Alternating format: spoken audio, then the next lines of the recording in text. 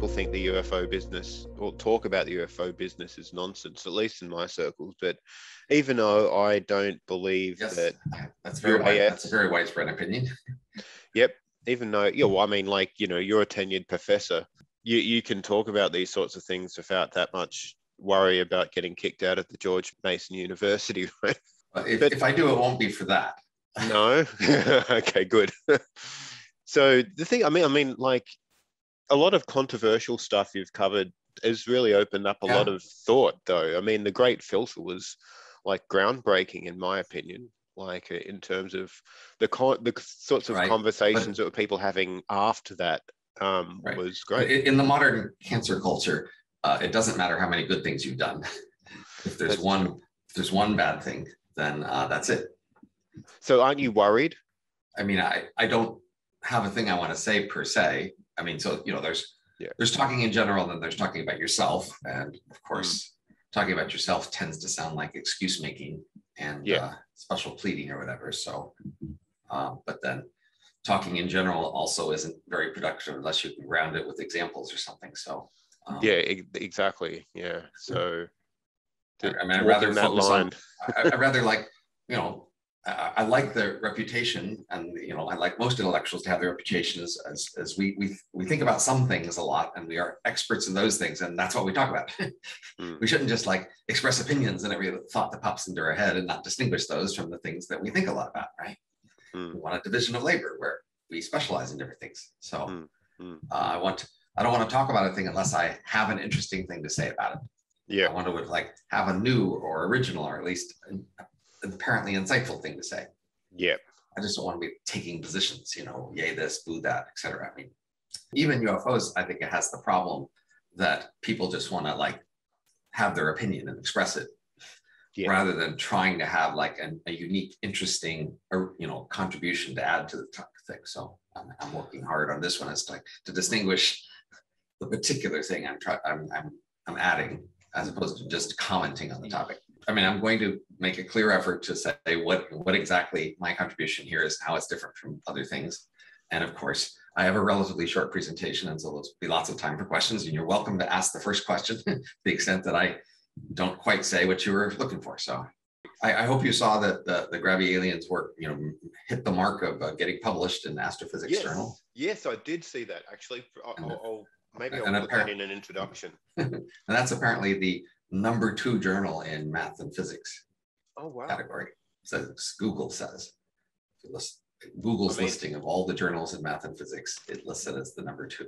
I want you to write a paper on galactic game theory and get that published. I already did that.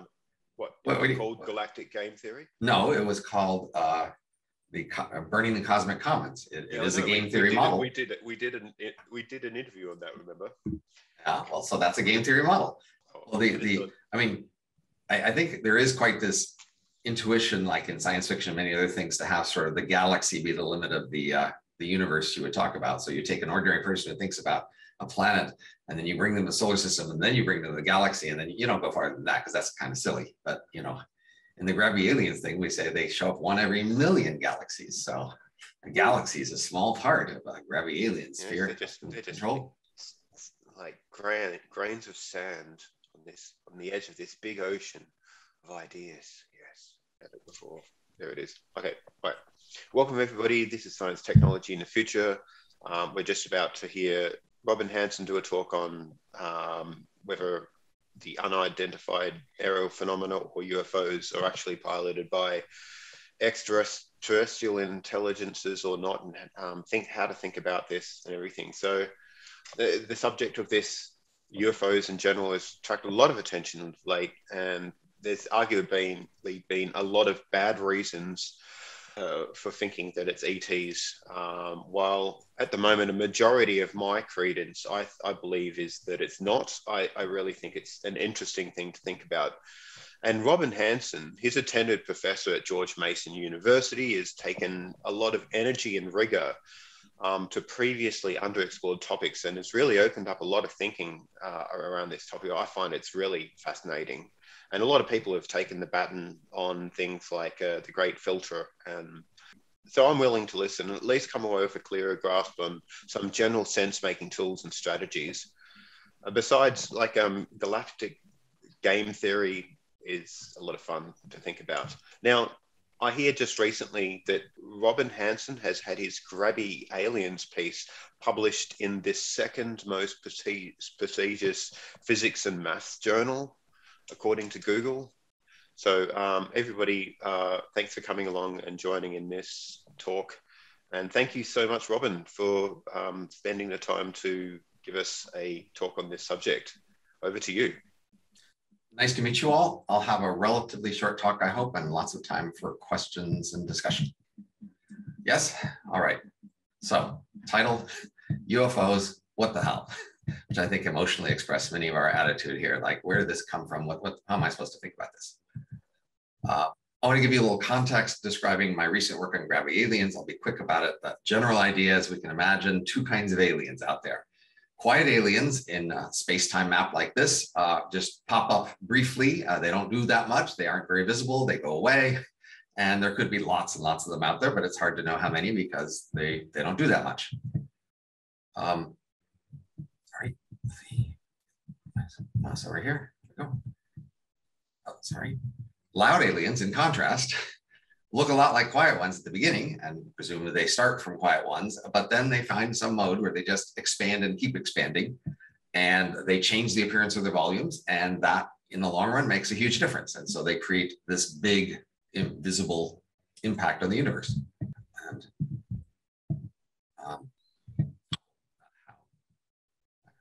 I'm not sure how to admit people here when it keeps blocking my view. Okay, anyway. So the key idea of the Grabby aliens, so if we think of this in space and time, then early in the universe, there's just nothing. And then every once in a while, one of them appears and they expand and they appear faster with time according to a power law. And eventually everything gets full and the universe is then full of Grabby aliens who have taken over all the available volume. And this process sets a deadline for when advanced civilizations like ours have to appear. And this explains the fact that we seem to be very early in the history of the universe relative to the assumption that the universe would just sit around and wait for advanced life to appear and stay empty. If that were true, then life should appear far, far later than it has now. And we do analysis out in the paper. And so this is an explanation for why we are so early. And this is a one-dimensional simulation you see here in this graph. And again,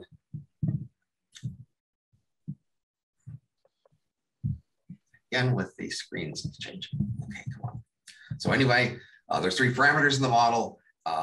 A power law, according to when they appear in time, which has a constant and the power n, and a speed of expansion. And we set each of these three parameters from data. This is an approach that had been done before by S.J. Olson in several papers. We have a variation is mainly the power law. And our approach is a little simpler. And from this calculation, the simple model, we can make distributions over things like when would we meet aliens, basically sometime in roughly a few hundred to a few billion years, 300 million to a few billion years. We could talk about how much volume they would take up in the space, which basically roughly say 1 million galaxies each. So they are very rare. And we could talk about when they appear in the history of the universe and depending on these powers. And so that's the Grabby aliens model, which again has been accepted in Astrophysics Journal. And here we go. Come on. So we can think about the ratio between non-Grabby and Grabby aliens as a key parameter in the universe. We talked about this loud and the quiet. And the more non-Grabby there are per Grabby, then the lower the chance we have as now a non-Grabby to become Grabby, which means our future is less optimistic, but then the better the chances that we could see aliens out there in the universe now who are the non-Grabby ones. Because again, roughly the Grabbies show up once every 1 million galaxies, which means their nearest one is very far away. And here is a image of the a calculation of basically what this ratio has to be for us to expect there to be one other non-Grabby civilization active right now in our galaxy if they last for about 1 million years as a lifetime. And you can see we need this ratio to be well over 1 million, which means that our chances of becoming Grabby would be less than 1 in 1 million, which would be pretty discouraging.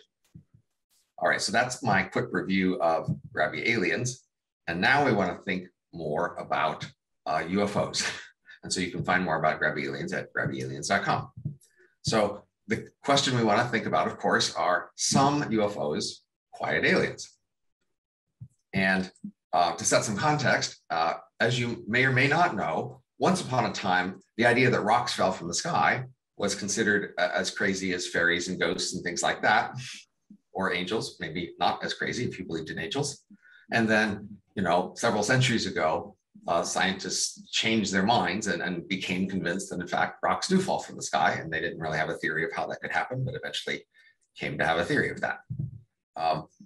Sprites are basically lightning way up high in the sky.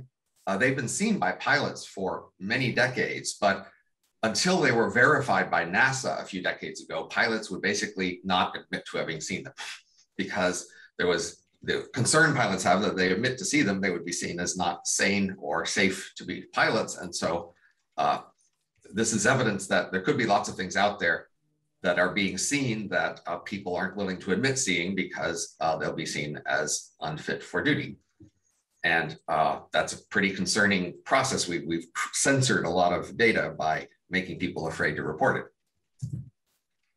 Ball lightning is this idea of balls that are bright and sort of plasma-like that float around. And they've been reported for a long time. And recently, people have managed to create a simulation, a process in the lab that makes things that look like ball lightning. And so scientists have become willing to believe that ball lightning actually exists. However, if you go look for actual evidence of ball lightning in terms of pictures and videos, it's not very good. In fact, I would say it's worse than the evidence for UFOs. Ball lightning, we just don't actually have good evidence of seeing it out in the wild, although we've been able to make it in the lab, which suggests that there can be weird stuff out there in the world that it's just hard to get evidence for, because it's rare and people aren't prepared at the moment they see it to take pictures and get clear evidence. Of course, ghosts are one of those sorts of things that people do report periodically, and are fairies or things like that. And I think if you go look at the best evidence people have to offer ghosts, it's just not very good. I'm not very impressed. And although there's lots and lots of reports of ghosts, lots of people say they see them. So that makes me on the borderline. I've got to kind of think, if the best evidence isn't that good, well, maybe it's not there. On the other hand, we have ball lightning and other things that we think exist, that the best evidence is very good, and maybe we're discouraging it. But I have to say again, I think the evidence for UFOs looks just a lot better than the best evidence for ghosts. But that's just my judgment. And the key thing I want to talk about here is to say, look, I'm not an expert as a pilot or a physical analysis person to judge the evidence here for ghosts or ball lightning or anything. I mean, I have a physics background, but I'm not going to present myself as an evidence on that here, as an expert on that here. So what I want to do is offer a contribution where I take the thing I'm best at, which is social science, and try to do analysis of the part of this topic where my expertise is most relevant. And what I notice is the main reason a lot of people give for doubting that UFOs are aliens is that the hypothesis seems crazy to them. Basically, they are putting a very low prior probability on the plausibility of that hypothesis. That seems to be their main reason for doubting. And that's the topic I want to talk about, the prior plausibility of the aliens, UFOs as aliens hypothesis. So on the slide here, we review the key idea of, say, doing a Bayesian analysis is we need to list different hypotheses. So I've listed 4 different ways to explain UFOs here: error and delusion, hoaxes and lies, secret Earth organizations, and aliens. And for each one, we need both a prior probability for that class of hypotheses, and then we need to ask, if that hypothesis were true, how likely would we be to see the kinds of evidence we have? And that second topic, again, is the one that I'm not so much an expert on. I say, when I look at it, it looks plausible enough to be worth thinking about, but I bring you to mind to thinking about a murder trial. So if we ask any one murder trial, somebody's being accused of murder, we should ask, what's the prior probability there? And so you might say, okay, on average, 1% of deaths are murders. And maybe each person we ask who might plausibly have murdered them, we could list 10,000 people who might be plausible candidates. So that means the prior on any one person having been the murderer is 1 in a million. So, but we don't just say, therefore, we're never going to consider murder trials. We're just never going to consider it, because evidence that people can present in a murder trial can be stronger than 1 in a million.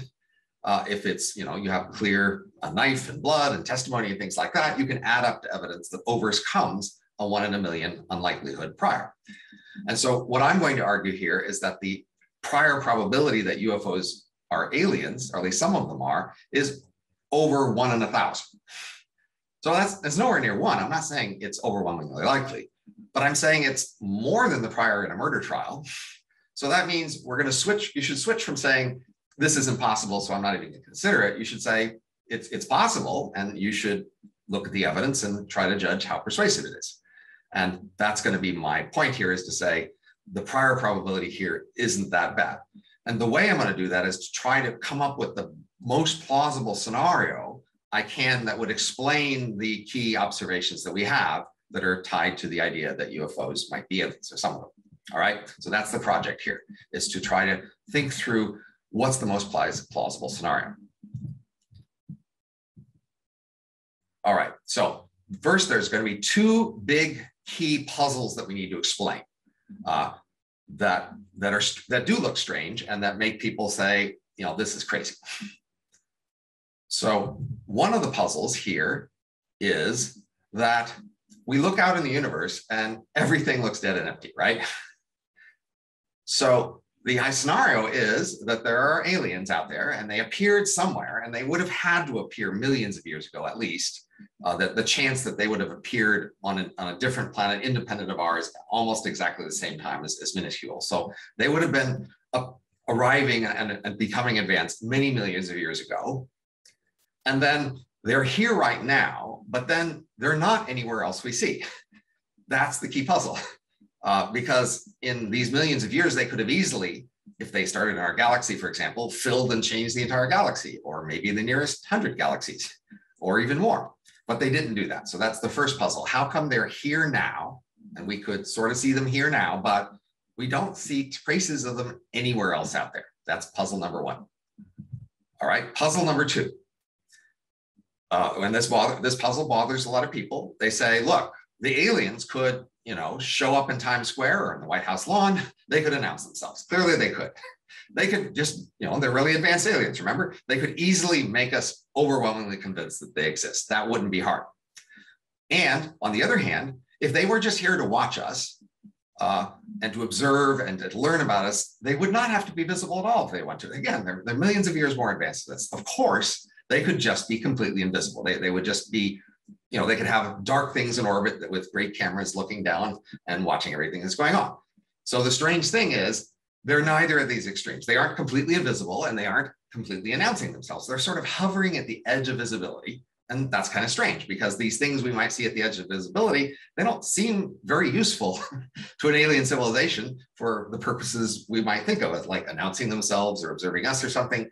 And of course, advanced civilization should be able to have like a thing that's the size of a speck that could do most everything like an advanced sensor system would need. So why do they need enormous saucers or whatever to do whatever they're doing? So these are the key puzzles. So again, the 2 puzzles, how come we see them here now, but not everywhere else? And why are they at the edge of visibility? So my project here is to try to come up with the most plausible story I can to account for these 2 key facts, and then judge the a priori likelihood of that most plausible scenario. And that's the task here, is to say, how likely is this scenario? Is it crazy unlikely, or is it just somewhat unlikely, like any one murder accusation?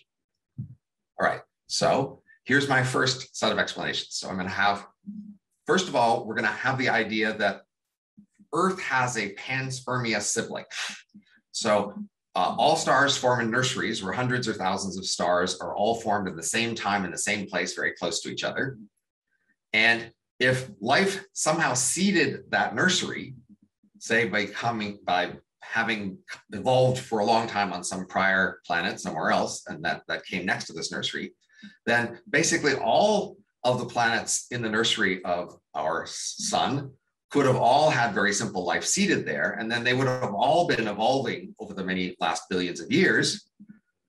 And some of them would have evolved faster than others. And the hypothesis would be one of them got to our level of advanced life before us, millions of years before us. But you see, under this scenario, this previous planet that produced sort of the beginning of its life could have been very rare, i.e., 1 in a million galaxies. So this creates this correlation. There's aliens in us, and we're very near to them compared to the nearest other aliens who might be millions of galaxies away. So panspermia siblings gives you an explanation for why there could be us and them, but not lots of everybody else, which goes a ways toward explaining why everything else looks empty. But we still then need to explain, why do these aliens, why didn't they go out and expand and make a big visible mess of the universe? And so for that, I have this little icon of a government building here.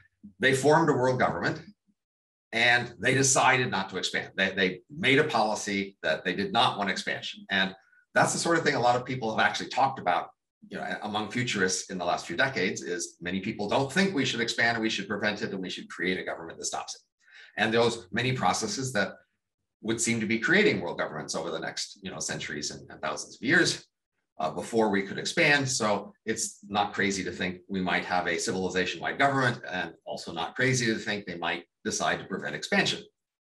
But they don't expand everywhere, but they did come here. So you might say, well, why are they here? And so one obvious thing they could be doing here is to prevent us from expanding. Because if they had this policy of preventing expansion, but as we have to assume that to explain why they aren't out there, and they're here, then they could be here to prevent us from expanding. Now, one way to prevent us from expanding could have just been to exterminate us. So obviously the fact that we're still here means that they didn't want to do that. So somehow their world government has this policy. They don't want to destroy us, but they do allow this exception of someone to go far from their home world to come all the way here to be here. And one of their agenda has to be to stop us from expanding, if that's the general policy they've imposed through their entire civilization. So that's 2 of the elements of my story. And now I have just 2 more elements, and then I'm done. So the other 2 elements here are this idea that all animal, species that we sophisticated social animal species we know of, they have status hierarchies, pecking orders, as you will. And so, and in pecking orders, the higher animals get a lot of deference, and they get a lot of respect, and people and animals follow them and sort of follow their lead. And so the idea here is that the UFO strategy, the alien strategy, is to sit at the top of our status ladder. They want to be the gods of our world. Now, this means they need to be in our world, right? If they were really impressive from a distance, then we would see them as other, very impressive other, but not one of us. So they have to be here in our world and be really impressive in order to be at the top of our status ladder. So that would be their idea. They're just going to get us to go along with them and respect them and listen to them by being at the top of our status ladder. And how do they do that? They just be very impressive. And so that means they need to be visible. And so that's an explanation for why they're visible and not completely invisible, is they are there to impress us. That's the point of the UFOs, is to impress us and to really convince us that they really are much more advanced than us. And arguably, UFOs do achieve that if you think they actually are there. Now, but another key part of their strategy has to be that if they were to show up and be in our world and show us a lot about themselves, like tell us where they came from and all their habits and all their way they social organize and how they do food and everything else, almost surely we would hate, and I mean hate, something about them. Because they're aliens, remember? We already are prone to hate humans who are just a little bit different than us, right? Even from the same nation, across, rural versus urban, from a different part of the thing, different religions, different whatever, people are very, open to the idea that other humans are evil and shouldn't be trusted and shouldn't be copied. So, with actual aliens who actually do have surely some very strange and repulsive practices or features to us, maybe they are the tentacle, spidery creatures, or, something like that, or maybe they eat their babies, or who knows what, but we would hate it, right? So in order to be high status in our world and impress us, they need to show themselves, but not show that much of themselves. They really can't say very much. Otherwise, we're going to hate them. So that's the strategy. They're here, they're going to impress us, but not show enough to make us hate them. And then, of course, well, how are we going to do what they want if they never talk to us? Well, we can actually already infer what they want. The whole analysis I just gave you says, look, we know that they don't like expansion because we know they prevented that. Because if they didn't have a world government to prevent that, some part of them would have expanded, and then everything we see around us would have been full of change and grabby aliens, basically. So they prevented any part of them from becoming grabby aliens, and now they're here, so we can infer they don't like that. And many people in our society already don't like that. And the support from these very high status aliens who show up and say, you know, we're better than you, we're more powerful than you, we're higher than you, you know, we deserve your respect. You know, we can already know that they want us not to expand, and they would want us to make a world government to make that happen. So they don't necessarily need to say much in order to get us to be able to infer what they want and to be impressed enough by them to follow along. And of course, I guess the main limitations, we have to believe they actually exist. So they're counting that eventually, when they show themselves in enough different ways at the edge of visibility, so we can't learn very much about them, but they still eventually, we will come to be convinced that they actually exist and they're actually here. And therefore, there actually are these very powerful aliens from far away, and they actually do have a world government that prevents expansion. And we will come soon, perhaps, to believe all that. And that would be the story. So I spun a story of a number of different elements here. And you might ask, okay, but you know, can't anybody spin a story? And the idea here would be to say, well, each part of the story has to have a penalty for its unlikelihood, right? And my judgment is this story should have a prior of roughly 1 in 1,000. You know, the idea of panspermia isn't that crazy. The idea that we'd have a sibling who appeared before us, that's pretty likely. The idea that they might have a world government that prevents expansion, that's also relatively likely. And the idea that they would try to get us to go along with them and not want to kill us by becoming the top of our status hierarchy, also not that crazy. Each piece, you know, again, needs a penalty for being not obvious and you know, something that you wouldn't have necessarily predicted with high confidence. But again, the main claim here is these are not that unlikely. And that's my talk. And so now let's go to questions, and I'm going to end the screen sharing here so we can see people's faces. And Adam, do you want to? Yeah. What is the denominator? I'm not sure I understand. I think that was asked during your presentation. Yeah. Okay. So, yeah, I meant there was you have a grabby aliens over non-grabby aliens. Right. I understand what a grabby alien is. What defines the denominator there? So I intended for that definition to be ambiguous so that you could apply it to whatever you wanted to use. So if you want to have a definition about, say, making radio signatures, then you could apply the formula there. If you want to have a definition in terms of, say, seeing stuff in the atmosphere, you know, there would be many different potential cutoffs or thresholds you could use to define what's an advanced civilization that's not grabby. And for each different one, you might have a different ratio. And I was trying to abstract away from that. So I gave you an abstract formula saying, you know, whatever the ratio is, it has these 2 different consequences that have to connect to each other. Okay, just a general question. Why do you think people are so interested in UFOs, and how does that differ from the reason why you're interested in UFOs, if there is a difference? I mean, the obvious, simple, you know, thing is to say the world's complicated and there's lots of weird stuff out there. And then we see reports of weird things, and we want to know whether any one weird thing really is a thing. We want to know if ghosts exist or time travelers exist, spirits, you know, all sorts of things people claim exist. And if they did exist, they would be interesting and then have consequences for the world. And we want to know, do they exist? Are they real? And if so, like, what features do they have? So I think that's completely natural for people to wonder about all the sorts of strange things people claim they've seen or encountered, or they hypothesize. We want to know, well, do they really exist?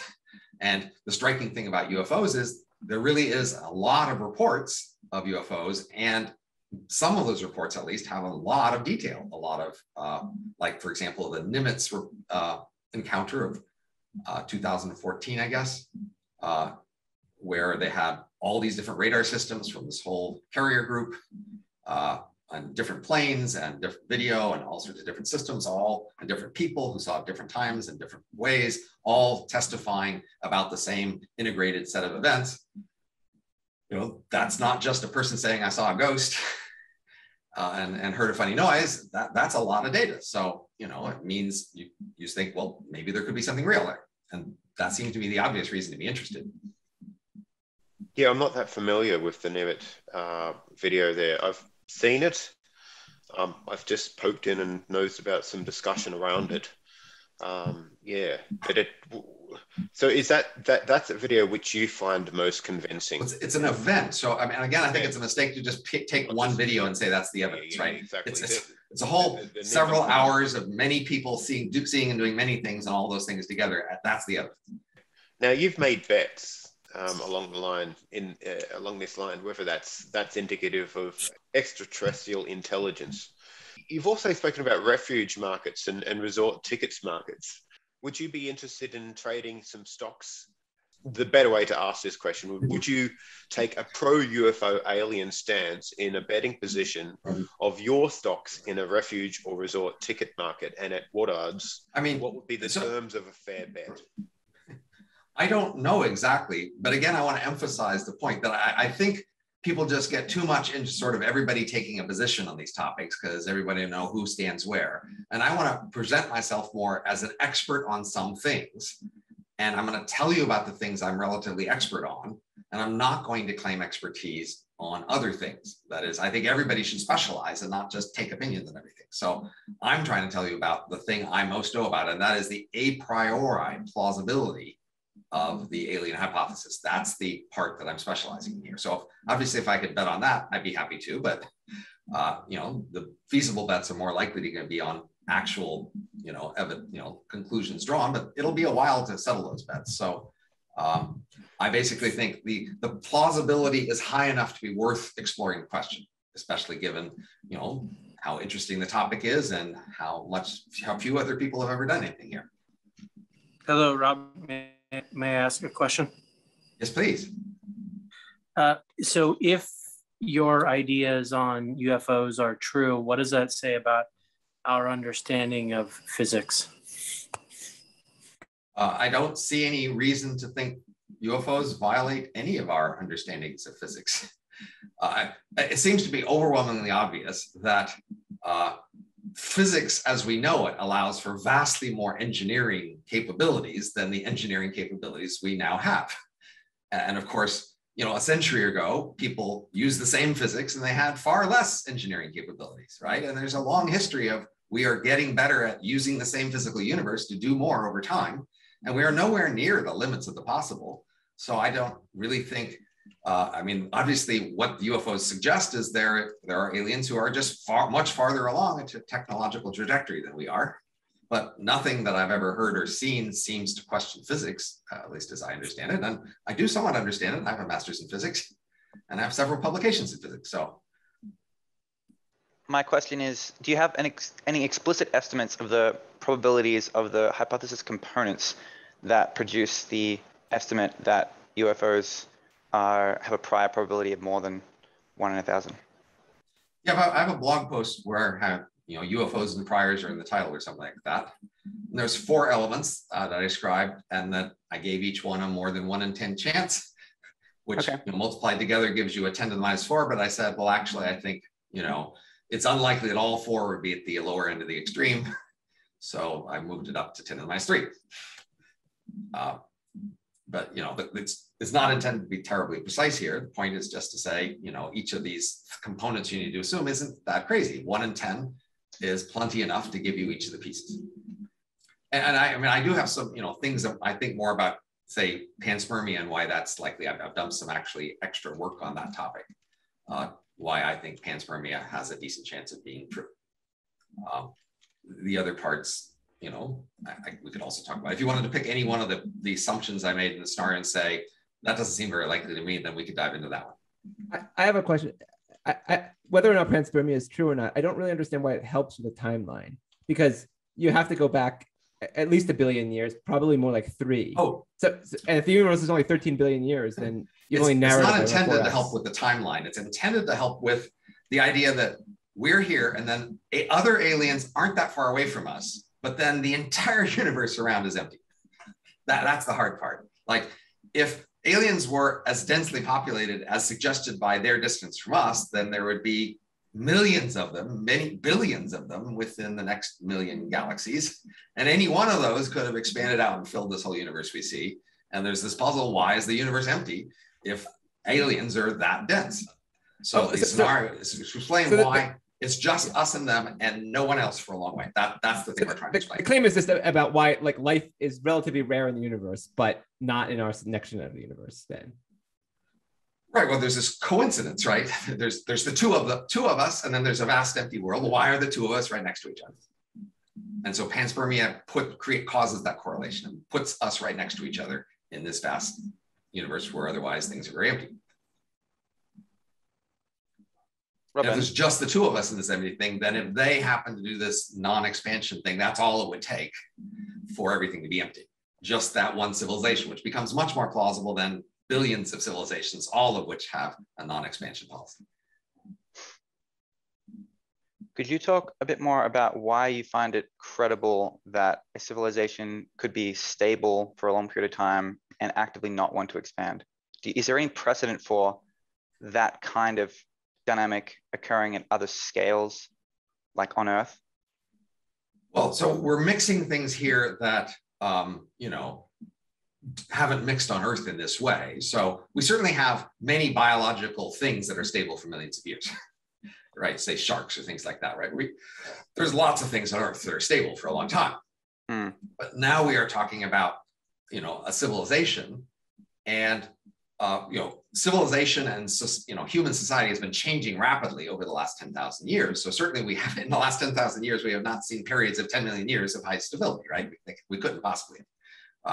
But you still want to ask, first of all, what's the chance that we would have a world government? And then how plausible it is that a world government could maintain its power for a very long time and produce a stability. So on the likelihood, as you probably know, many smart people look at the world and they see coordination failures on the scale of the globe, say global warming, fishing, nuclear weapons, war, AI risk, et cetera. Many people are concerned about global risks. And the first response many people have is how to fix that is some sort of global governance. And it's a very attractive solution to fix many problems. And so it seems plausible that we will, and of course, in the last few centuries, we've had enormous trends toward centralization. That is, functions of government have moved up from very local levels to region, to neighborhood levels, to cities, to counties, to states, to nations, to coalitions of nations. We've seen a lot of functions move up on those scales, and the scale of firms has been increasing. So we've just seen a lot of increasing scales on a relatively rapid timescale over the last few centuries. And so a straightforward trend to project is plausibly something in the realm of world government within the next few centuries. That's not at all crazy. It's sort of the straightforward projection of trends. Okay. But you might say, would that produce the non-expansion? So one thing you'll notice, if you have a world government and then you've used it for a while to solve some big problems, you realize as soon as you allow expansion, you will lose the ability of the world government to control stuff as that expands. That is, the world government will find it very hard to exert control effectively if colonies can just go very far away from the solar system. The solar system itself, a world government could really maintain control there. Everything's relatively close, and you can destroy things that are nearby. You can get to them fast. You can communicate fast, but once they expand, that's much harder. So, and then we ask, once you have a world government and you have people wanting it to stay controlled and preventing expansion, then the question is, could it become very stable over a very long time scale? And one of the things to notice about world government is that it much less fears threats from competition. So, the other organizations we have in our world, the main reason that they decline and get replaced is they face competition. Firms face competition, cities, nations, religions, professions, they all face competition in the world. And other parts of the world will take their place if they, rot and do a bad job. But a world government can rot and do a bad job and decline and still stay in power. And that's a distinctive feature about a world government. And world government would probably put a lot of effort into making sure it can stay in power, even if it becomes ineffective and stale. And so that is one of the distinctive features of our world government, which is one of the reasons to think a world government might actually be able to last a long time. Okay, can I clarify what I've heard? Sure.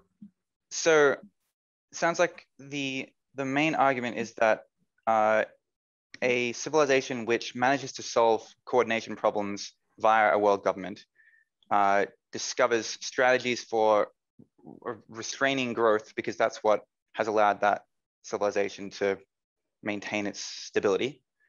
And then as it gains enough technology for lots of expansion to be possible, like, star travel, where there's just like huge amounts of free resources, the systems that were put in place to keep it stable through the tumultuous period where coordination problems are like a major filter, those systems keep functioning all the way to the point where they can restrain parts of the civilization from taking advantage of enormous amounts of free resources.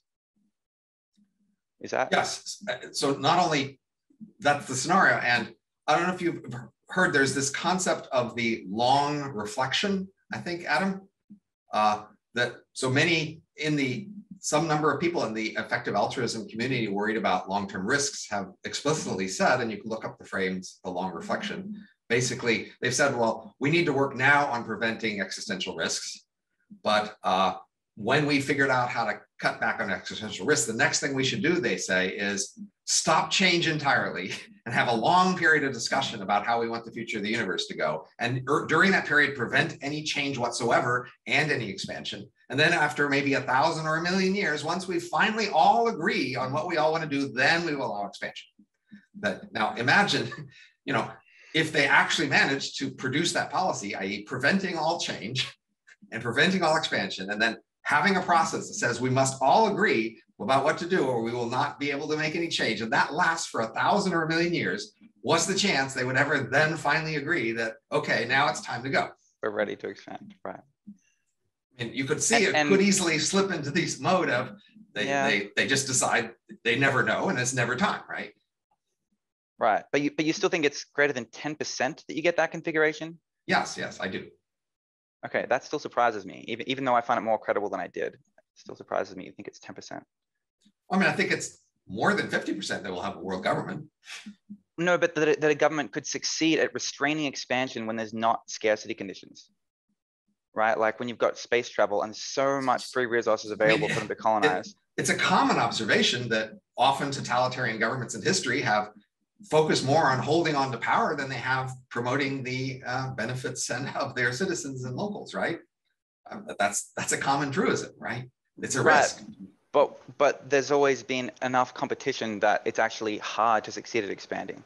But if you've got space travel and you can just go out and colonize stars, that seems like a difference categorically from what's been faced on Earth so far.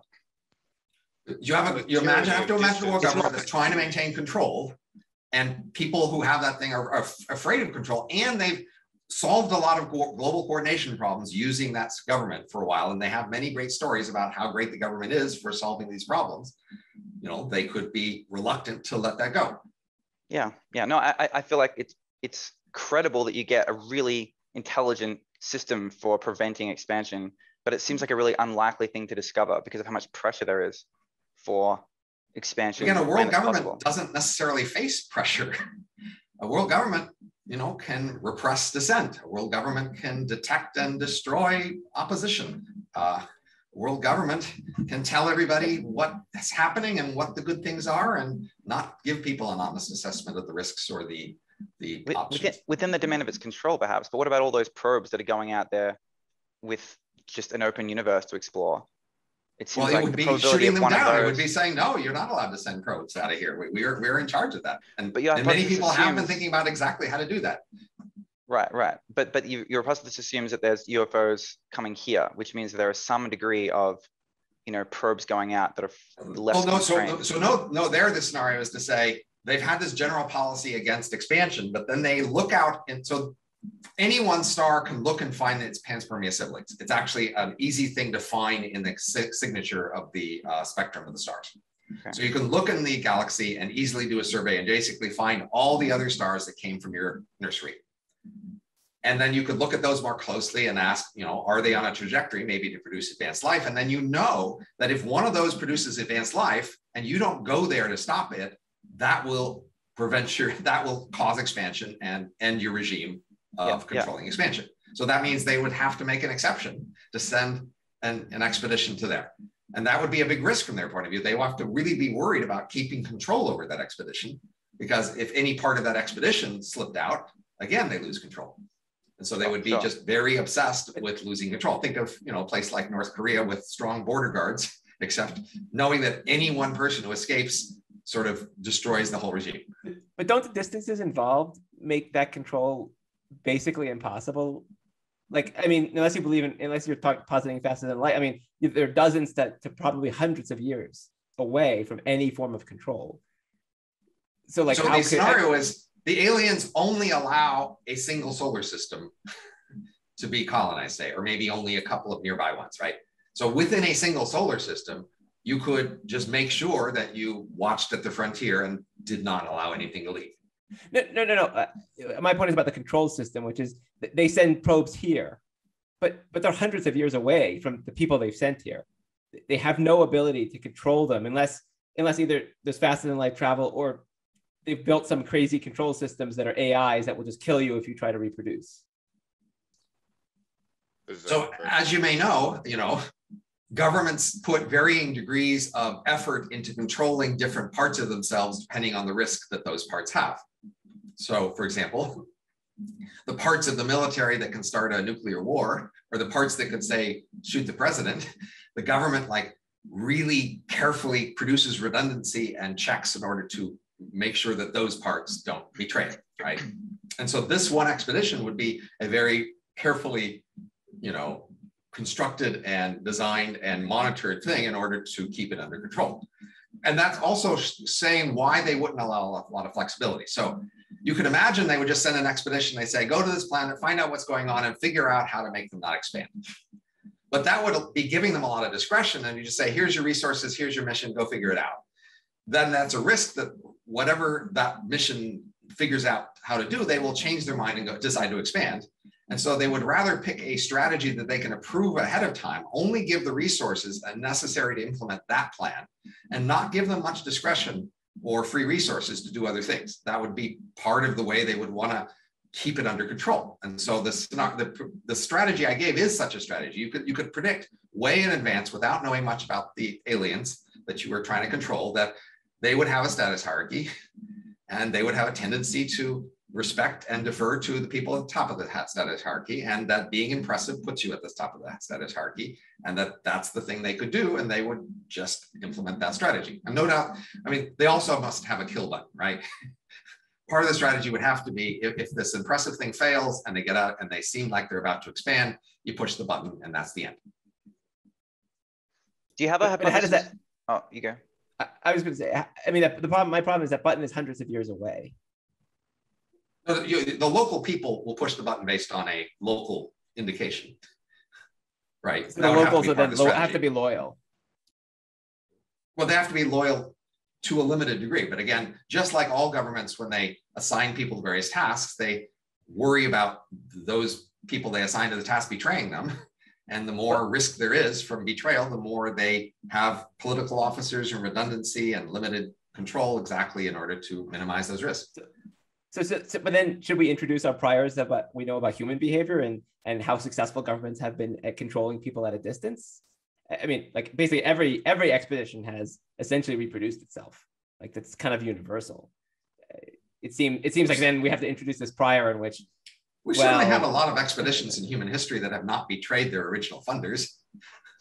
That's But they do play politics and grow their power, right? Like the emissaries of the European powers that were responsible for colonial expansion. So I think you have to realize that in the next few centuries, governments will gain a lot of powers that they haven't had now. And they have a lot of powers now that they didn't have centuries ago. So the ability of centralized governments to maintain control is dramatically increasing. Yeah. And and that should continue for several centuries. Professor Hanson, I maybe I could ask another question. Please. Thank you for doing this. Also, this has been fascinating. Really appreciate you joining us. So you mentioned a kill switch, and it sort of connects with the question I wanted to ask, which is, assuming the hypothesis is true and our siblings are here, and the reason they're here is to prevent us from expanding, I'm curious if you see any implications of that, even that possibility for our current attempts to expand. Like, is there a cause to be concerned about things like breakthrough Starshot, for instance? Do you think that the people who run projects like that should be thinking about this as one of the factors in their efforts? I mean, it's definitely a risk. So as you may know, there's people who do what's called METI, messaging extraterrestrial intelligence, and many people have warned them that that could go badly, that there might be hostile powers out there that respond to a message badly, right? I think that's a risk that should be taken seriously by people who do METI. And this is an analogous risk, yes. But the issue is, how simple are the alien strategy, and sort of how close are we to anything threatening, right? So if the aliens are relatively good observers, they would see that Starshot is not at risk of reproducing. Right. But once if we there was a reproducing thing, von Neumann probes, then that's when we might expect that if they're sophisticated and right. can sense something like that there's a risk there. I haven't heard anybody talk about this as one of our existential risks. Well, maybe it's time. It seems like an important one.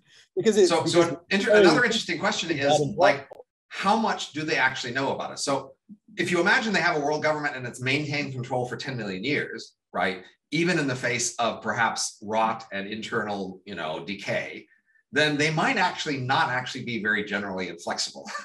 So they might not actually be very good. And the aliens here might not actually be able to listen and understand this.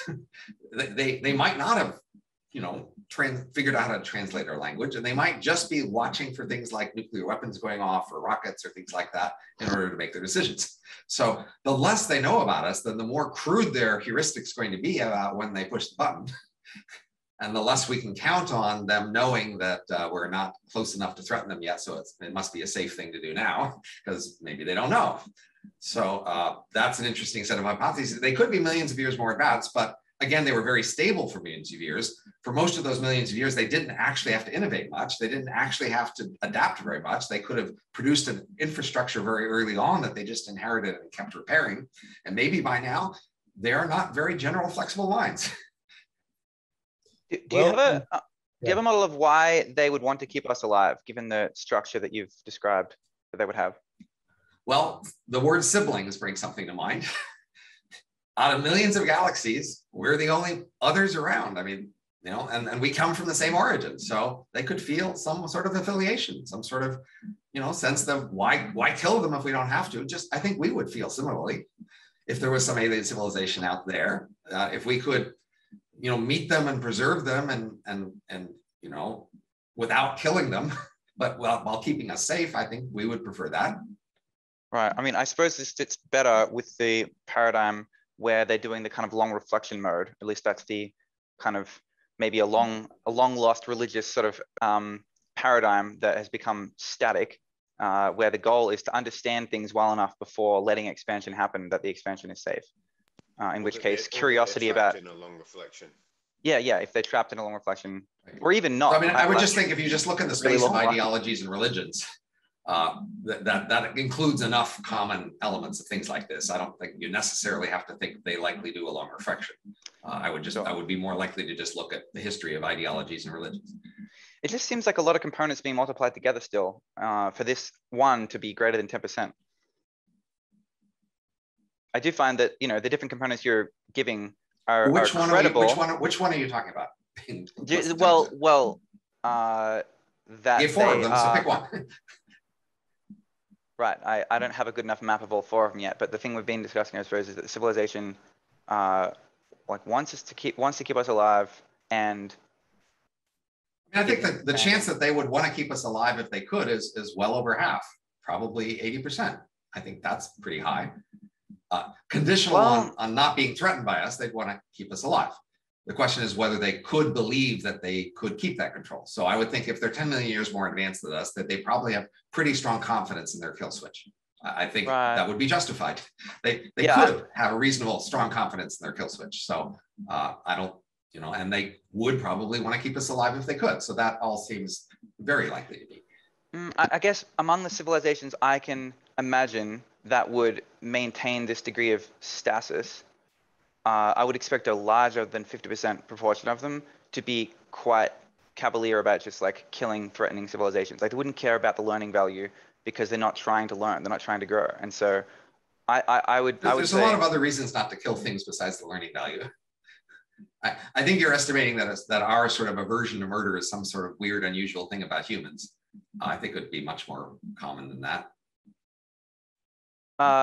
Wait, isn't that the opposite argument? So like, I think our aversion to murder, is like based on things specific to humans. And there's a lot of configurations of agent that wouldn't care about keeping us alive. More than 50% of possible civilizations that are that static, I think. And if you want to do an analysis, maybe I'll be convinced. So this is I've done an initial analysis here, right? I've made my initial judgments, but there's a lot of space here for going into more detail on these things. Yeah, and I don't claim to have the last word. I'm really glad you have, by the way. I find it refreshing to see this level of like reason applied to such a fraught space. And so I guess I don't know where our time deadline is. I'm happy to keep going for a while. Is we limited to an hour, or can we keep going? Yeah, you're welcome to keep on going as long as you're comfortable. Okay, great. So again, if you want to take a break, you're welcome to do that as well. I just wanted to remind ourselves of the key theme here. So I have this prior research, I think, which is giving pretty solid evidence about gravity aliens, that we know roughly how they are distributed in space and time, and that we have a chance of becoming one. And then as long as I looked at gravity aliens, I thought, well, let's look at UFOs as aliens. And I asked myself, where could I contribute? And the key thing I said is, well, I'm a social scientist, and the biggest obstacle people seem to have is about the a priori plausibility of UFOs as aliens. And so that's where I focused my attention. I've tried to sort of think through the social science of that hypothesis and ask how large that prior would be. It's, that's, again, if you have 4 categories of hypothesis, you basically need 8 numbers.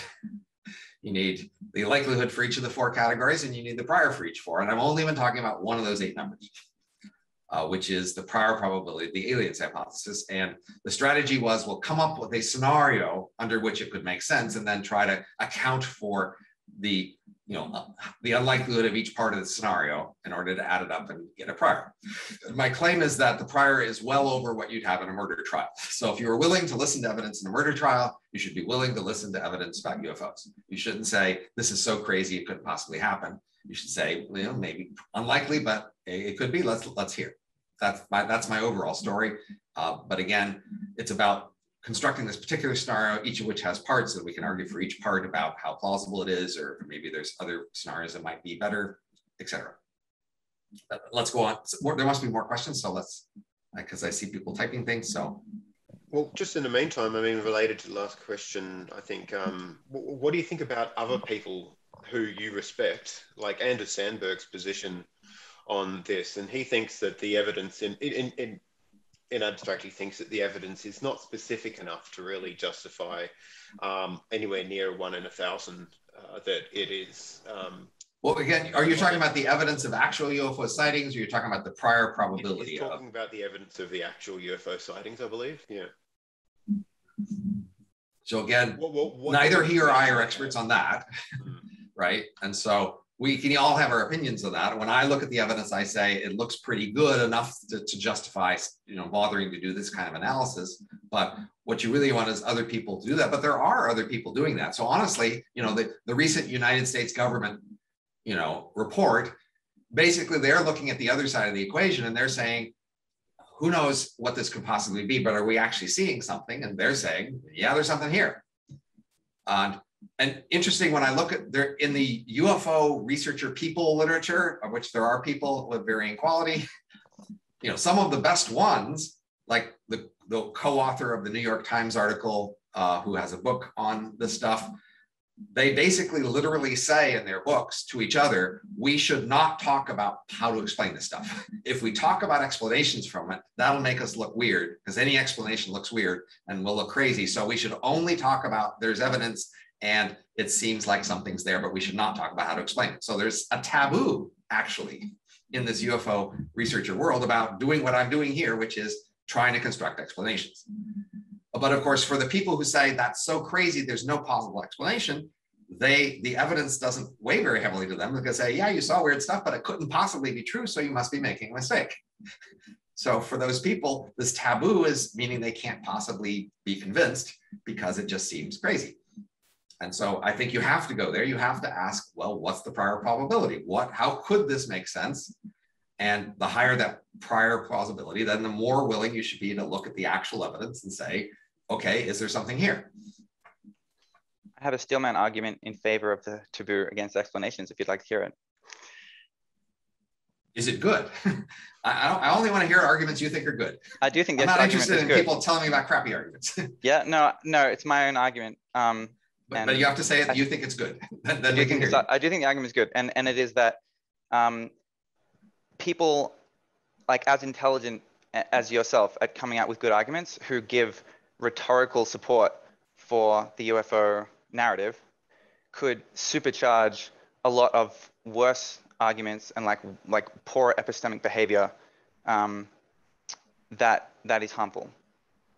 So it's basically the social effect of having more powerful arguments spreading that lead people to be potentially dangerous. I actually just had a long argument things. discussion like this yesterday with somebody else. Okay. So I'm all set up. But on the more general issue of like, there's big fundamental topics in the world, and if you go investigate big fundamental topics, then you're likely to just change people's beliefs about things that are very entrenched and connected to lots of other beliefs in the world, and you will just really disrupt their lives. And in the process of trying to resolve these inconsistencies you've created, they won't be able to resolve them all consistently, and you will just produce more inconsistencies in all of the things they think about. And then, of course, that, as you might say, you would also introduce more people who would jump into that space and offer bad arguments, because people can't tell the difference between good and bad arguments about fundamental things they can't think about very well. And so these are just generic arguments for not thinking about fundamental things because, hey, you'll mess stuff up. And yeah. I think I agree that I think there is just a genuine dilemma there between the truth discovery value of putting good quality reason into controversial topics, right? Because we discover new valuable truths that way. And then there is also a hazard for creating like low quality viral arguments that lead to chaos. And it's so the obvious partial solution has been that not everybody is an intellectual. Intellectuals are a subset of the population, and relatively small, and they can preferentially talk to each other. So intellectuals should be more questioning these fundamental things and talking to each other about their reconceptions. And then when they have a reconception and then it seems to be important, it seems to have a lot of implications, then they can talk among themselves about how many other people they want to tell about that and how much attention they want to call to it. Right, except our information landscape is extremely leaky in the world today. So, good arguments that get discovered by intellectuals turn into very viral arguments that spread around the entire planet through social media. A lot of good, but most good arguments I've ever heard, that never happens to. So I've seen a lot of good, strong arguments that never turn viral, and the world doesn't do anything. Right, so I think it more has to do with the framing, right? How the topic is framed and expressed. It has more to do with whether it becomes viral than whether it's actually good. Right, but so the actual arguments that spread tend to be bad quality. But when good arguments are made by people with social proof like you, that supercharges the bad arguments on the basis of the social proof created by the good arguments. So I mean, I think it would be a fun debate to have, I guess, about should we investigate important topics or we just leave them all alone. But I'm pretty sure the usual consensus among intellectuals, we should actually investigate important topics, right? Yeah. So I'm going to go with the consensus on that. I think it's possible the trade-off is changing because of how leaky social media is. But again, because we have the usual view on that, and if you have the alternative view, your view isn't crazy, but you need to. It's on you to sort of set up the argument and defend. Sure. I mean, I have a continuous model here of a dilemma, like a trade-off. And I think there's just a continuous gauge that's going towards more danger associated with. Yeah, I don't know that I don't Publicizing good necessarily arguments buy the against- more dangerous thing. This sounds like it's a thing that people, they complained about Socrates. You know what? Corrupting the youth. Why? Because he talked about fundamental issues and got them to think about them different. I mean, it's ancient. For example, Adam Karlovsky. Did you want to say something about the long reflection? He might be away from the keyboard. I'll just read the question. All right, so the long reflection, Adam says, the long consumatory slumber, this is the other Adam, not me, may go by another name. The idea is that maybe a civilization learns to rewrite their reward systems for constant reward and gets trapped in an experimental attractor that inhibits anticipatory behaviors to maximize hedonistic consumatory reward.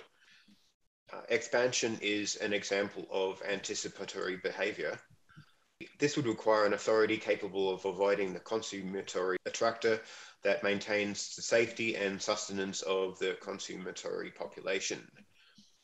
I imagine safety would involve stealth and non-intervention until they are certain destruction of the threat. And still they are, a certain destruction of the threat is more likely to maintain safety in that than remaining hidden. So I think what a lot of people don't really fully appreciate is just how strongly we've always relied on competition to solve lots of problems. Biology enormously relies on competition to solve problems. Our economy relies on it. Wars have shaped the world through competition. There's just all sorts of ways lots of systems can go wrong. And it's competition that is the fix of that. So you're a body and your organism breaks and goes dead. Species can sort of drift off into bad spaces of how their species are designed.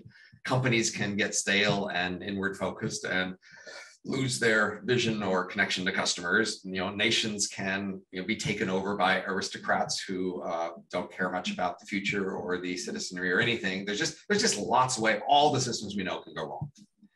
And the generic solution has always been competition. That is, as long as there are many competing items, if some of them go wrong and others don't, then the ones who don't just win out and replace the ones who go wrong. And that's a very powerful force that, again, it's the core of biological evolution.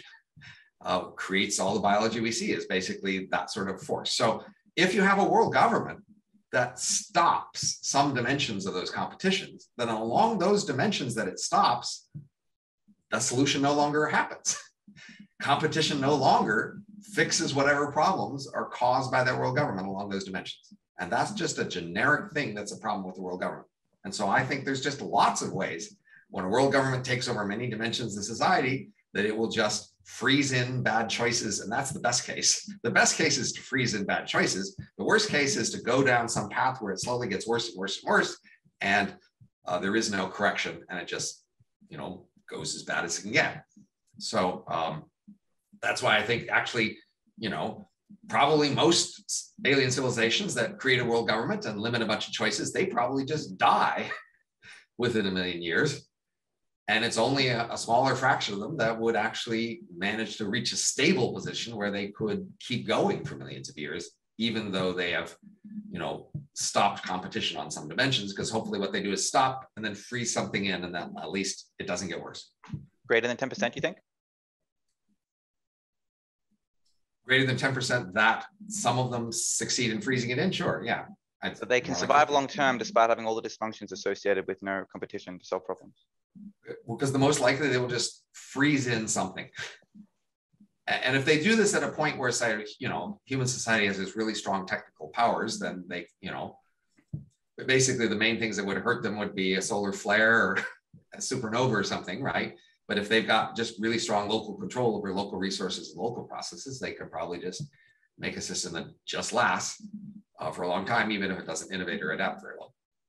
Yeah, but I feel like internal problems would grow over time, like the way that the Soviet Union had, growing dysfunctions that eventually led to like Chernobyl and stuff.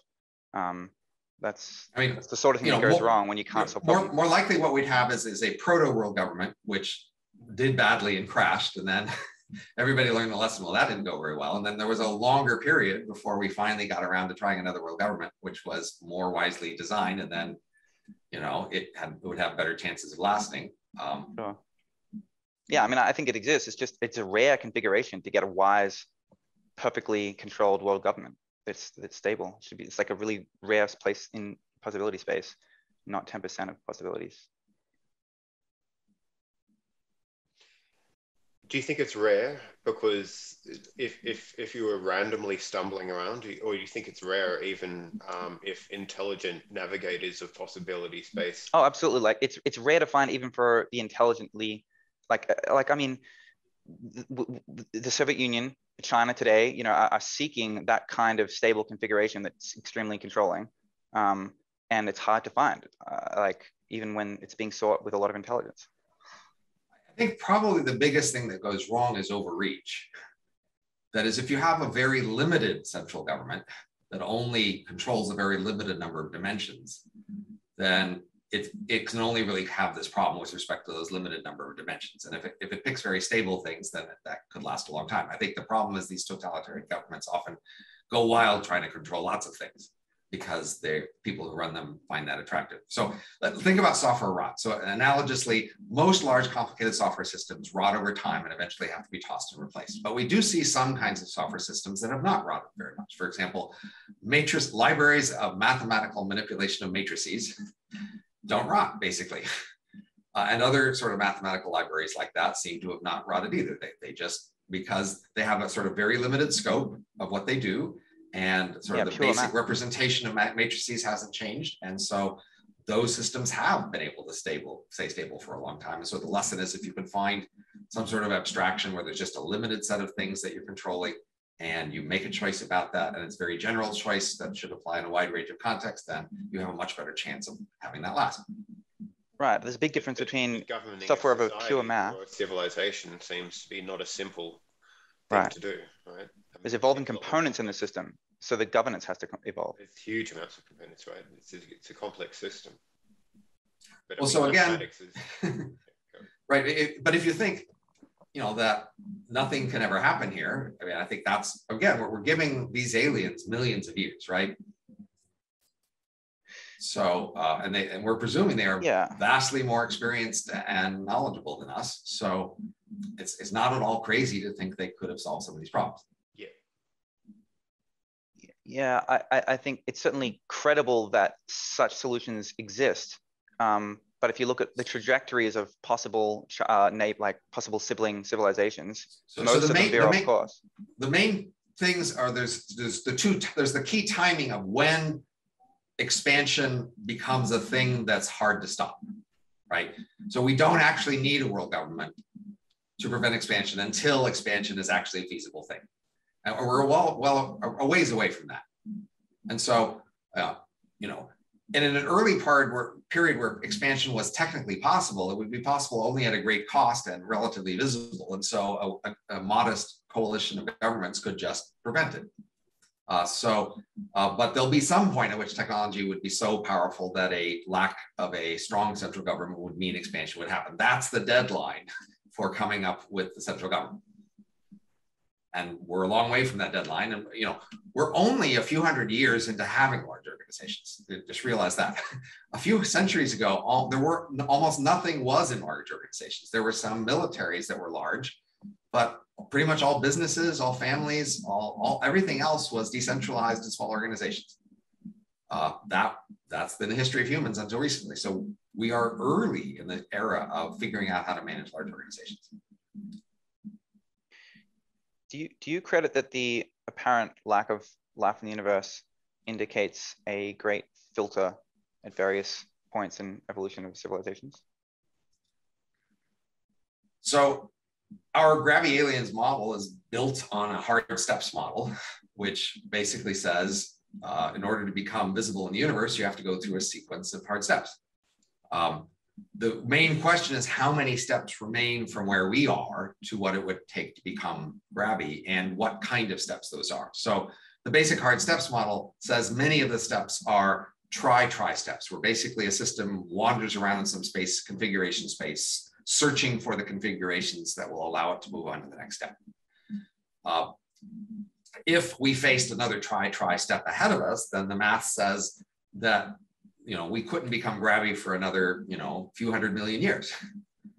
And that seems implausible to me. That is, I think if we're going to get gravity, it'll happen within the next 10 million years or probably even 1 million years. So that suggests that in fact, the steps we have ahead of us are not tri-tri steps, but they could still be hard steps. For example, like a tri-once step where we just have to, we only get one chance to get the configuration right. And if we get it wrong, then we can never reverse it because it just gets stuck or something like that.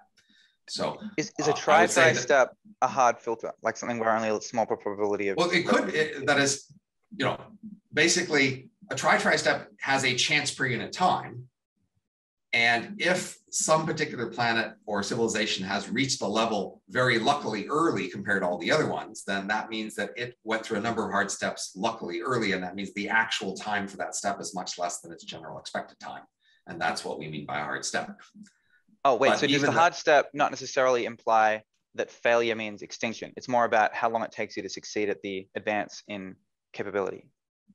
Right, although I mean, you can add the model where extinction would happen if you don't succeed in a time. But so the model of a planet up to our point would be, say, the Earth has a time window where life is habitable and then it dies. So unless we reach the point of advanced life that we could, where we could leave the planet or change the planet, if we hadn't reached the stage by that deadline, then the process would have ended here.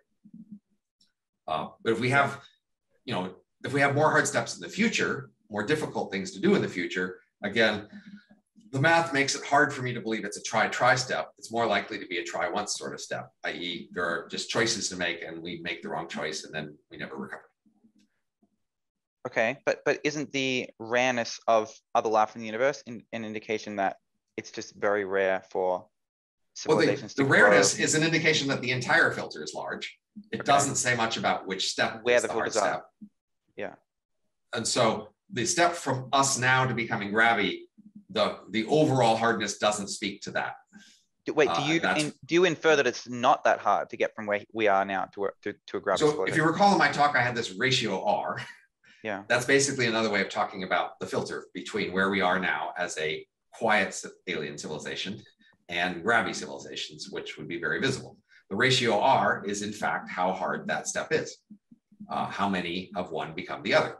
So we did the math with respect to showing you what R is required to see things at various distances. And I did a Twitter poll once asking people what they thought R was, but the median, what people thought R was like 2.5 or something, which just means people were pretty optimistic that, it's not very hard.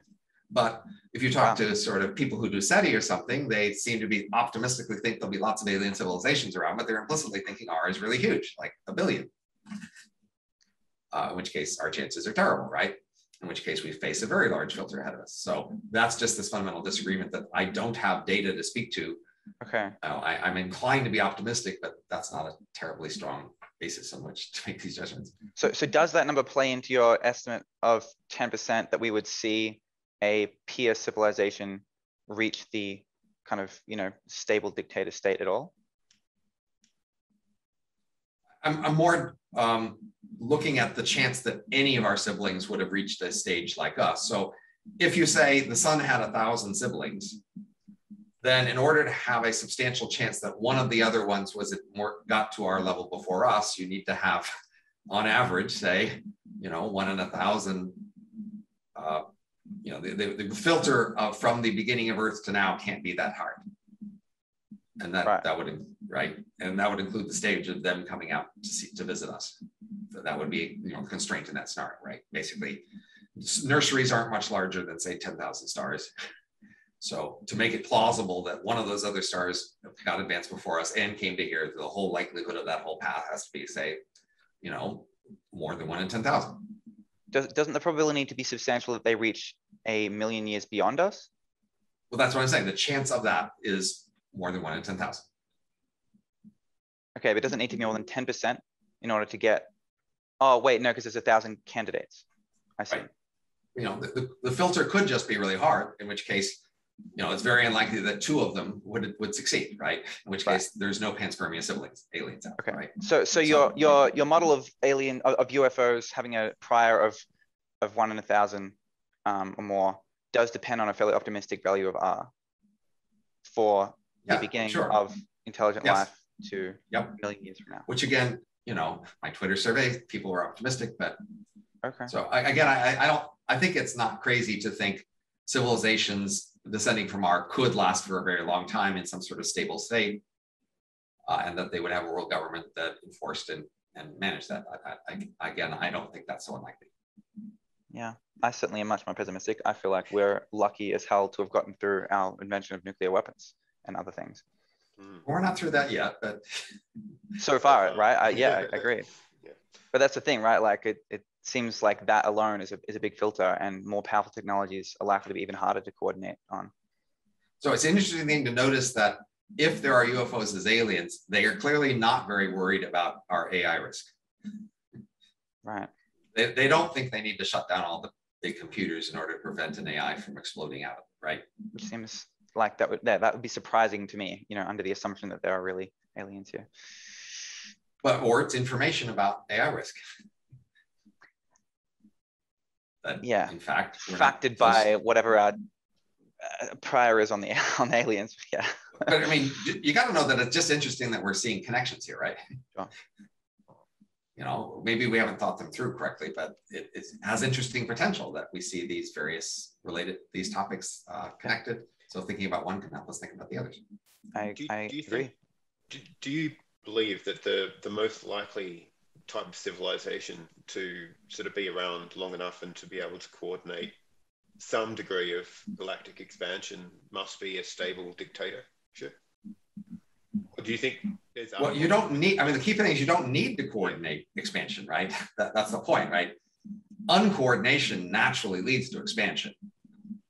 So you need the coordination to prevent the expansion. Yeah, that's right.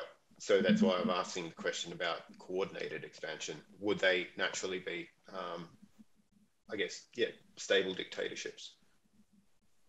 Well, if you need a central power to manage and control an expansion, again, that's an even higher bar, right? So if you have a central power that just wants to maintain control, the simplest thing to do is just lock down and not allow expansion. So if you're going to allow expansion but still try to keep control of it, you basically need political officers. So, you know, in the old Soviet Union, every, say, submarine or military unit would have a political officer. That is a non-military officer who's there to make sure that the military officer stays loyal to the regime and gets to look at everything they want to look at in order to check for such things, right? And so basically the expanding colonies would need political officers. They would need trusted representatives of the government who have strong power and ability to enforce that, to make sure that people follow the central government's wishes. And those wishes would have to be stable because you send them out and you can't communicate them very often. So they can't come back asking for clarification on stuff. They'll have to just implement the rules. Well, one way that this could happen, Adam Karlovsky, who hasn't got a microphone at the moment, said that enforcing some form of like wireheading or consummatory pleasure on one's competitors could be a mechanism for, I guess, quelling dissent, right? And it could be an ethical one. You know, at least having. Let me just mention that I have written this book called The Age of M: Work, Love, and Life, and Robots Rule the World about brain emulations. And in that scenario, I realized that governments can be much more stable and less threatened by dissent because the leader can fill many other leadership roles near them with recent copies of themselves. So you could, in fact, basically, in a world of emulations, have a single ruler who splits copies of themselves and send those copies off with each expedition and make sure those copies are in control of each expedition, and then maintains control that way, of just they're all copies of the same one. And you don't expect there to be value drift between the copies? Well, again, you know, they could make sure they are returned often to a prior copy, which is a strategy for preventing drift. But The Age of M: Work, Love, and Life, and Robots Rule the Earth was the top. Yes. Yeah, but I mean, if there were agents out there who are sent knowing that they'd be reset to a stable copy of themselves, may want to break that cycle, may be motivated because they may want to not return to a version which is not currently them. Right? So actually in The Age of M, what happens is that emulations naturally degrade with experience, and so they need to be replaced by younger versions of themselves in order to maintain productivity over a longer term. So they would be used to that. It wouldn't be a weird, strange thing in the context of rulers. It would be what everybody did. This is how you get used to that is just so foreign and strange to me. Okay, but remember, we're talking about, we have all the time between now and when expansion is so possible that people could do it without being caught and prevented. That's the deadline, and that's a ways away from now. And there's a lot of time between now and then to sort of work on mechanisms of central control. And no doubt any central government would be very focused on that, on how to maintain its central control. A lot of resources would go into thinking about that. And so do you think one of the easiest ways to achieve control is through hegemony, where you're just signaling status of technological superiority in a rather vague way to planets on the edge of your influence, because there's just so much distance. I doubt that's a generic thing to do internal to your civilization.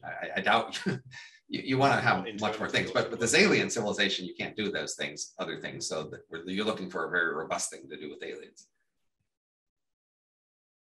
Inside your civilization, you'll just have lots of other ways to keep control. So almost surely they would try to build some sort of religion or ideology that made people feel allied to the government and loyal to the government and wanting the government to succeed and opposing whoever might oppose the government. That would be the sort of thing the government would no doubt try to produce. And they would call on all the examples of all the coordination problems they had solved through the world government, like global warming or poverty or war. They would have those as powerful examples of the reason why the government is needed and why its power needs to be maintained. Those are all powerful things that would keep eternity. But those things, they're just not available when trying to convince aliens. I mean, it is an interesting dramatic story where these aliens had to find a world government and find a way to control themselves with allowing a lot of flexibility. They don't destroy themselves. And then this lasts for a long time. And then they finally discover this alien place where advanced life is likely to appear. And then they need to send something there to destroy it or to manage it. But there's this huge risk that this thing will be out of control of the central government. So they would pay a lot of attention to how to allow this expedition to go while still limiting its resources and discretion. And they would want to find a strategy that gave the best chances of success while still minimizing those risks. And that would be a thing they thought a lot about. And of course, the alternative would be just kill it, just destroy them, don't even take the risk. And so the fact that we're here says that they decided it was important enough not to kill us, or that they were pretty confident in their approach.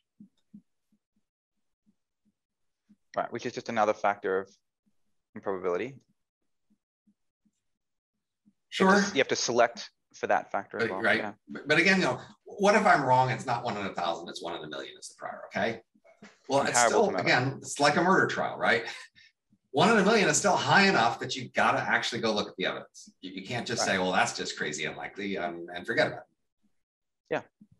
Yeah, I agree. Have you had discussions with this directly with Anders Sandberg about the likelihood of what we see as evidence for extraterrestrials?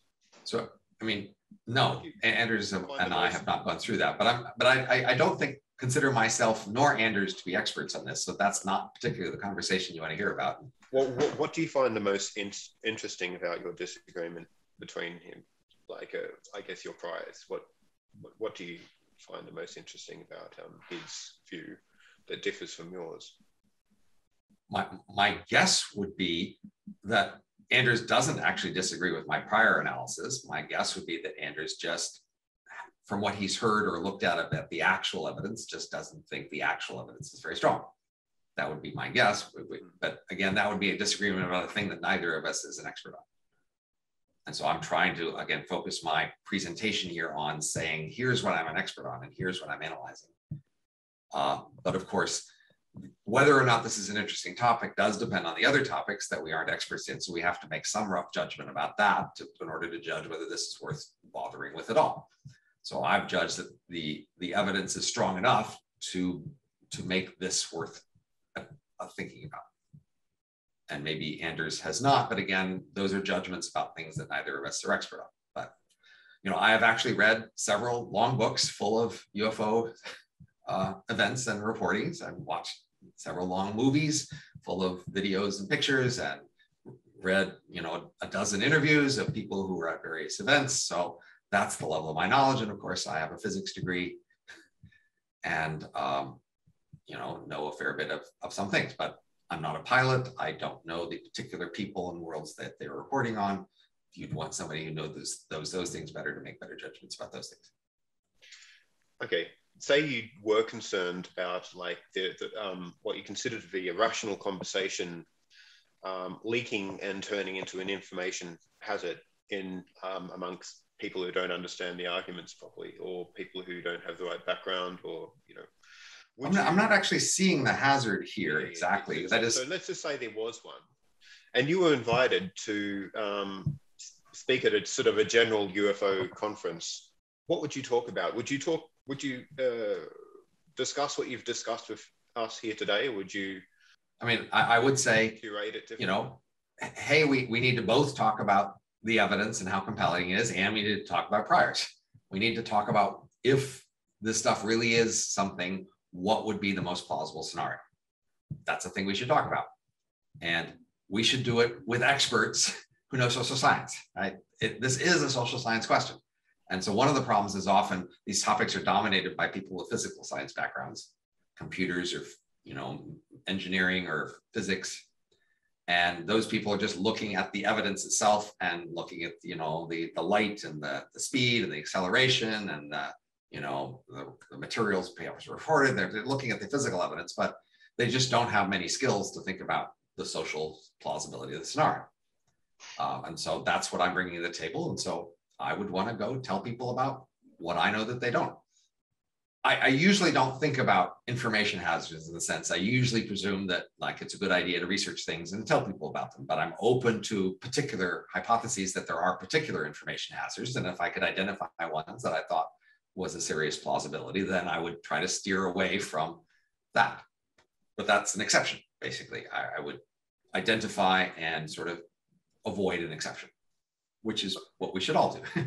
That is, we certainly shouldn't take the general possibility that sometimes information is bad for some people as a reason not to investigate important questions. But we should be open to that particular claim, just like in a murder trial. The prior is low, but yes, it happens sometimes. And when we're convinced, then there we should find a surgical, limited way to sort of limit the harm while still allowing as much other, you know, useful discussion to happen. If you've had a look around at the literature out there, on general literature on UFOs and sort of government conspiracies and sort of lizard men infiltrating the government, shapeshifters and all that, I mean, whatever. What annoys you the most about the discourse there? I'm not talking about any specific example, but examples that you've discovered. So I'm not pointing you in the direction of lizard men or anything specific, but generally. Well, on most topics, we have, you know, systems that select experts and make sure they're trained a lot and make sure they know a lot of the expert topics. And then sometimes those experts are wrong, and sometimes people farther down the expertise ladder are right. And there needs to be openings for challenges to be made, for those cases to be discovered and acted on, right? And in most other systems of expertise, that happens. We have, you know, the most expected experts, and we have other people who challenge them, say from other related fields or not academics or people, you know, who have professional experience, whatever, right? That's, you know, we need some system like that in every topic area. The problem with the UFO area is that the high level, what would usually be the high levels of prestige, the people who would be at universities or writing books or spending years studying these things, that's been cut off. That is, the topic's been taboo. And so that part of the spectrum is cut off. And so it's, you know, instead, the people who are most respected are people who, you know, wouldn't be in those roles. That is, somebody who would be a respected university professor or something just won't go there, just won't talk about it in public. because it's taboo. And so the people who talk about it are, the lower rank of the distribution. And so the main effect you see, if you just cut off the top of the distribution, it's like, decapitating a nation's leadership or something. Sometimes people in a war or some sort of thing, they want to decapitate the leadership of the enemy and therefore make them less able to function as an enemy, right? And so the leadership of this topic has been decapitated. And that has all the obvious costs you would expect, right? Well, the quality of the arguments, the analysis are going to be changed, and there's going to be a sense of, conspiracies and embattlement, and people are going to be only selected to be in there if they're willing to be associated with this sort of thing that's taboo and disrespected. And then the people who are the most respected in it are going to add extra taboos in order to sort of allow themselves to talk about the most respected part of it, keep away from the other ones. And, that's this pathology that's been produced here by sort of making it taboo. I have a plausible narrative by which gaining social proof for the aliens hypothesis could be hazardous. Well, I mean, the obvious one most people have always said is like, there's going to be a lot of doubt of authority. So, and this has been like, Martin Gurry, I believe, has this book called The Revolt of the Public, saying that over the last few decades, there's this larger trend that the internet and larger, exposure to elites and experts has made everybody doubt them a lot more. Mm-hmm. And that the experts are just losing a lot of respect in all sorts of areas. I think that's a bit overblown, but there's some truth to that. And obviously this would be another example. Right, it could be more ammunition. If this is proved right, then you'd be saying, "Oh, these experts have been telling us they're sure this is wrong, and then they were just wrong." Oh, wait, I was thinking more of the rhetorical potential for the aliens hypothesis, especially where the aliens have like well-reasoned reasons for constraining the growth of humanity. If that narrative gains credible social proof, like say it merges with the sort of QAnon mimic virus or something, and it becomes a reason to believe that our entire leadership of civilization has been taken over by aliens that are trying to crush our growth. There could be a feedback loop between that faction who hates the central control and an actual self-fulfilling prophecy where attempts to lock down freedoms because of all the chaos, makes the government look like they are controlled by these aliens. So we have a large literature on who drives policy, and it's mostly elites, not populace. So the fact would be that you want to mainly ask, how will elites react? And many elites are already pretty sympathetic to the idea that we should be limiting growth and change in technology. So they would find this supporting of something they were already inclined to believe. Yeah, that's what makes this more dangerous. It's an added factor that would lead towards that feedback loop of like us becoming the growth constraining civilization. Well, right, because that's exactly the hypothesis. The hypothesis, the aliens predicted that, and that's why they're doing this. They're trying to produce that effect. They are not wrong. They're advanced aliens, and they figured this out, and this is their plan, and it's not a crazy plan, and their plan would probably succeed. That's the story here, right? Right, yes. but the scenario that I'm saying is the hazard is where that actually isn't what's real, right? That there's not actually aliens out there, but that the narrative that there might be is dangerous because it strengthens a narrative that we need to lock down and control everything, and that the actual shape of reality is that when you do that, you just die as a civilization. But independent of UFOs, that cat's already out of the bag. There are already lots of people advocating that. You would increase support somewhat, but that's already a thing. Yeah, I agree. But just because there's already dangerous trends in that direction doesn't mean that more factors of like rhetorical support don't make it more dangerous, right? Like heat up the conflict between factions.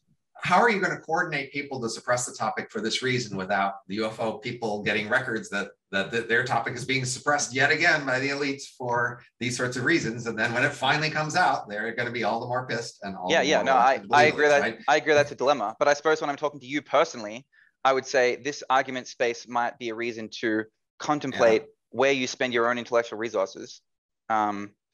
It might be a factor in your own choices about where you direct your social capital. Yeah, I mean, I honestly think that this idea of information hazards is a hazard. It's not an information hazard, it's just a hazard. it's just one of these topics that sucks people in and tempts them too much to think about it. That's my judgment. It's just less common a thing than a hypothesis. There are a number of other sort of topics that seem to break people, or at least like distract them. But that's my judgment for this topic. I'm not making a hard claim, by the way. I just think it is a category of concern that's worth having, where the UFOs one is Right. like enough on the edge that it warrants that discussion. But I mean, basically, the only way the information hazard argument actually can be effective is when the people in the conversation have some sort of closed door conversation where they go out of their way to keep other people out of the conversation and talk for a long time, enough about it to come to an agreement, and then within that group somehow enforce their agreement. That's just a pretty unique scenario to have exist at all. Yeah. In general intellectual discussion. I mean, maybe if you're the US military and you have a group assigned to a research project and they come back with a report, maybe you can squash that report because the military is very centralized or something. But out here in the world, we're all talking about lots of different things as we like. I find it very hard to imagine we're ever going to be able to sort of talk enough about an information hazard to agree it exists, and then convince the other people who might talk about it to go along with that, and all make it happen without the word getting out that we've done that policy. That seems I really agree. hard. We're in a fixed point where the whole scientific paradigm is about full transparency, and that's had its huge benefits. But there are scenarios like gain of function research, nuclear weapons, where some information discovery, when broadcast widely, is dangerous. And at the moment, we don't have affordances as a civilization to do. But those other ones are examples where it's very particular technologies you want to keep people not talking about, not sort of abstract hypotheses. It's just much harder to sort of gain consensus and restrict discussion of abstract hypotheses than very particular technologies. Absolutely. But we're not succeeding very well at constraining dangerous things like gain of function research. So that's just a more concentrated example. But there's a whole landscape of danger, of finding information that can be hazardous between very specific. I see a continuum, and obviously, talking about UFOs is not in the same ballpark on sort of the magnitude scale as gain of function research, but I think it's in the same landscape. Right. Look, the biggest danger with UFOs is if people start to take it seriously, they're going to be really pissed at all the people who are suppressed it. Sure. And you don't want to be in that group. Because your credibility will go down and you will be the enemy, and in some sense, rightly so, from their point of view, right? I mean, I don't endorse the sort of forced, censorship model, but I'm just thinking about it personally. And so, in the discussion with you, I'm just like encouraging you to think about it too, just as a voluntary choice.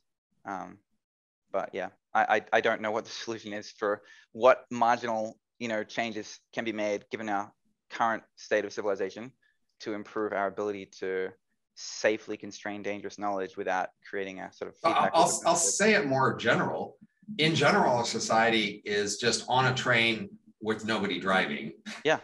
Society just has a lot of very large, strong trends that are out of control and would be very hard to change if we realized they were negative. And so you want to opportunistically ask, among all the trends that are happening, which are the ones you least like that you want to try the hardest to change, accepting that most of them you're not going to be able to change. So when I make a ranking like that, in my mind, these kind of information hazards just don't plausibly come up near the top of things that meet the cost benefit trade-off of a thing you might be able to actually make people change and has a big enough payoff to make worth it for all the other things you might try to do.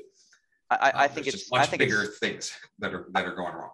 It sounds like I have a greater sense of its importance and its tractability than you, but I still agree that it's like extremely formidable in terms of its tractability. Robin, is there any concluding remarks you'd like to give to sum up your general thoughts on the issue and this discussion that we've had? I mean, unfortunately, the dominant dynamic seems to be the taboo. That is, we had this recent breakout of some media coverage and a government report, but it looks like sort of the conventional authorities have won that battle and sort of squashed the discussion, and we're back more to where we were. So, the government will issue more reports in the future, but there is this sort of large group of people who feel very strongly that this is just crazy and pseudoscience, and they just eagerly want to crush it. And that sort of has dominant support in academia and sort of high elite circles. And it looks like the challenge here recently, although interesting and novel and unusual, is failing, and therefore will continue to fail. And so this topic will just not get much attention, and it will just continue. But of course, we'll also continue to have sightings. Cameras will get better, evidence will get better. So, you know, maybe in another couple of decades, we will get convinced, and you know, we will have lost a few decades, but I don't know, maybe that's not such a bad thing. I don't know, right? It's hard to say here. Basically, the key thing to realize is, you know, if this hypothesis is true, they've got a button and they've got a trigger for the button, right? At some point, they will decide we're out of control and at risk of expanding that they couldn't prevent, and they will then push the button, and then we will be gone. And that's an existential risk for us. And, you know, the question is how close we are to them pushing the button. And the problem is we don't know how much they know about us. I'm sure if they knew us really well, they would know we're not close to this threatened point. So they know we're safe now, but I'm not so sure we can be confident that they know that. So that's the reason to worry about delays, as we will sort of move farther into this regime where maybe they would push the button if the hypothesis is true. Fantastic. Right. Anyway, it's been really great having you again, Robin. I really appreciate you spending the time to speak with us and do a talk and prepare for that. It's really good. And thanks also to everybody who joined in and asked marvelous questions.